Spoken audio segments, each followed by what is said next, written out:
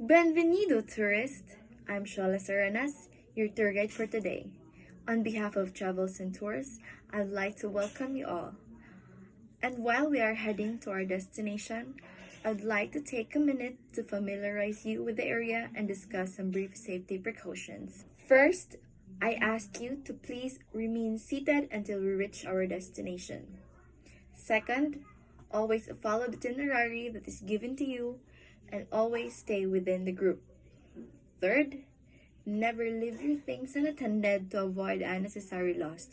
Please, guys, be vigilant with your things. Lastly, never forget our bus number, which is number 8. Now, let me tell you some details about the heart and soul of the Caribbean. Welcome to Puerto Rico. Puerto Rico is a place where the old world is smashed up with the new, and an island that is small in size but offers an immense bounty of one-of-a-kind experiences. Puerto Rico is largely composed of mountainous and hilly terrain, with nearly one-fourth of the island covered by steep slopes. The mountains are the easternmost extension of a tightly folded and faulted ridge that extends from the Central American mainland across the northern Caribbean to the Lesser Antilles. Welcome to San Castillo San Felipe del Moro, better known as El Moro. This impressive citadel is one of the largest fortifications built by the Spaniards in the Caribbean during the 16th century. Made up by 6 staggered levels that integrate barracks, dungeons, and storerooms.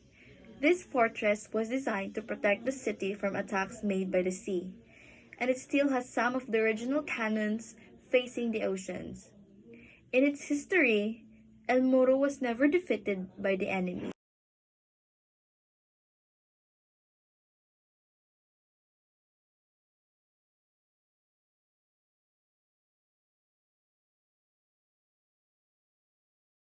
For our second destination, welcome to Castillo San Cristobal.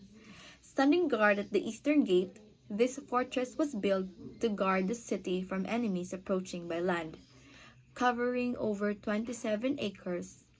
This fortification is the largest one made by the Spaniards in the New World. This castle holds the famous Gareta del Diablo, center to many military tales and stories in the island.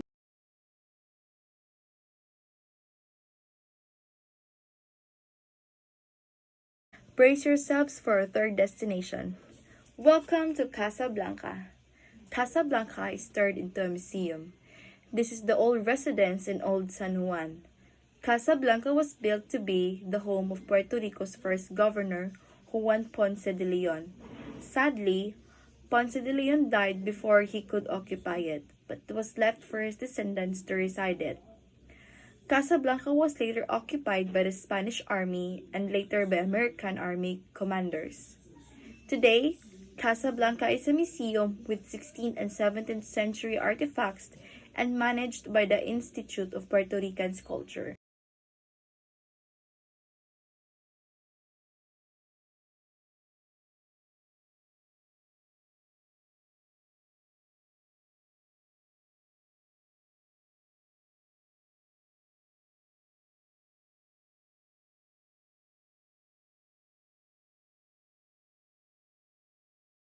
For our fourth destination, the El Yunque National Forest, known for having the highest quality waters in Puerto Rico and lovely water vistas.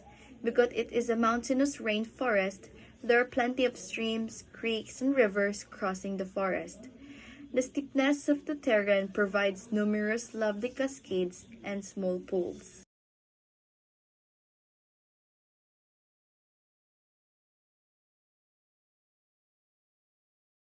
And lastly, let's not forget the Teatro Tapia. Also known as the Municipal Coliseum, this architecture gem was built in 1832 and named after Alejandro Tapia y Rivera, the father of Puerto Rican literature. Teatro Tapia is the oldest permanent theater in Puerto Rico and among the oldest freestanding stages still used under the U.S. flag.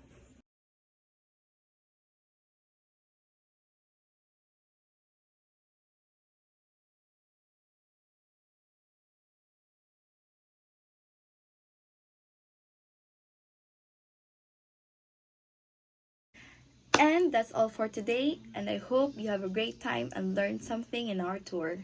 Again, on behalf of Travels and Tours, we are very thankful for choosing us to become a part of your unforgettable trip here in Puerto Rico. I'm looking forward for your next visit.